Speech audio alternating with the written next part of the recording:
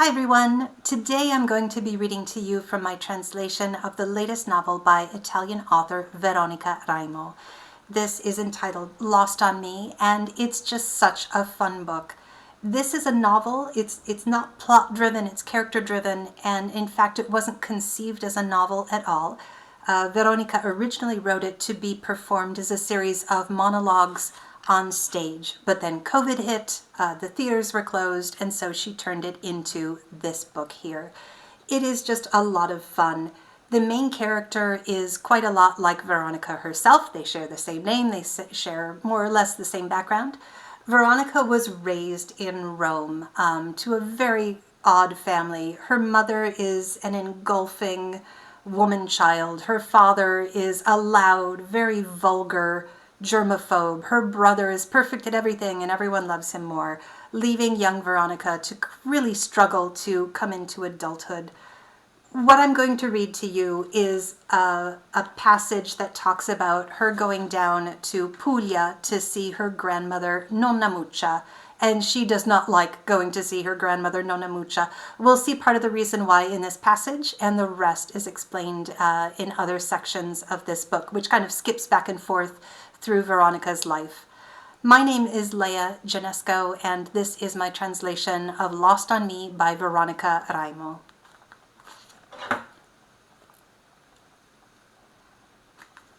My mother's mother, Nonna Muccia, is buried in the cemetery of a horrible little village in the hinterland of Foggia in Puglia. That cemetery is the only one I've ever gone to regularly. Nonna Muccia made us go there whenever we went to stay with her. We had to visit the whole round of dead relatives dating back to the 1800s. Honor killings described with a touch of pride, illnesses that had ancient names, gout, pellagra, the scourge of the Spanish influenza, men who keeled over from sunstroke in the fields, women done in from childbirth or beatings, babies that were stillborn. At each grave we left a flower and kissed the photograph. The inscriptions on the tombstones always contained a few typos. My brother and I would compete to see who could find more of them. Then my grandmother would make us stand for 10 minutes staring at the photo of her late husband. She just had to remind us that he resembled movie star Amedeo Nazari, and then she would burst into tears. At that point, my mother wept too. My brother said a prayer. My father disinfected with alcohol the vase holding the flowers, and I stood there, waiting for the 10 minutes to be over. I never loved Nonna Muccia, and happily the feeling was mutual.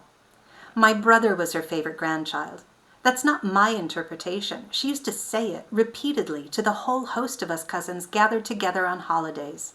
As for me, what was she supposed to do with a skinny, quiet, depressed little girl who took no interest in her grandmother's cooking? She'd been a widow for years, since before I was born, but she clung to her mourning with the tenacity of a die-hard soccer fan. She reserved for all other widows the scorn diehards felt for bandwagon fans. That one there only dresses in black because it's slimming. She lived in a 3-story house that still today sets the stage for my nightmares. When we went to visit her, she would greet us at the front door, ruddy-faced and covered with flour, her wavy hairdo fresh from the salon and stinking of hairspray and air freshener. While my father unloaded the suitcases and my mother rubbed her temples, because as always she'd gotten a migraine from arguing in the car, Nonna Muccia would smother my brother in a big hug for 10 minutes, but with me, she just squished her massive boobs in my face, once, quickly, as though to stake her claim. Not only was I a skinny little girl with no appetite, but I was growing into an adolescent who was shamelessly flat-chested. My grandmother was always eager to repeat the mantra she'd heard from her late husband, "You've got to fill at least a champagne glass." With this, she would slap an espresso cup against my chest and burst out laughing. Summer after summer, the fun and surprises never ended. If company was over, she would pull the cup away from my chest and do it all over again with unwavering zeal. Not even an espresso cup. This was followed by other laughs, jeers, reassurances, motivational talks directed at my tits, and then the cup was placed back on the dish rack.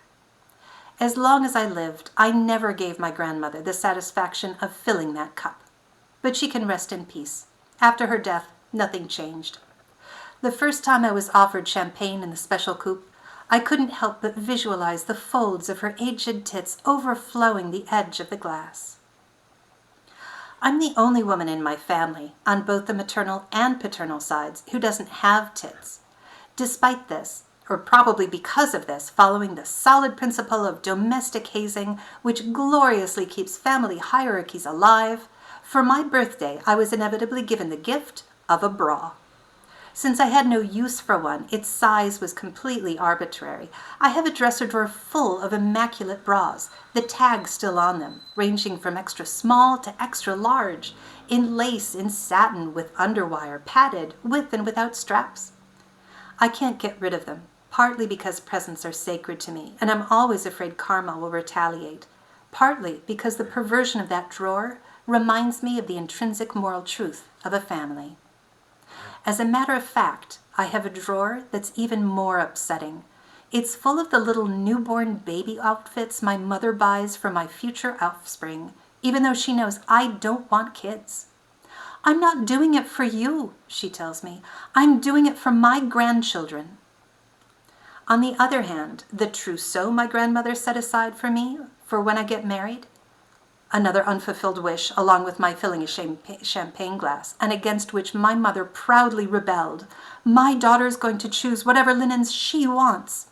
It ended up in my mother's hands. So while she sleeps in fancy sheets embroidered with my initials, I wallow in an unclaimed freedom made of IKEA cotton. This has been my translation of Veronica Raimo's latest novel, Lost on Me, out now through Virago Books and Grove Atlantic.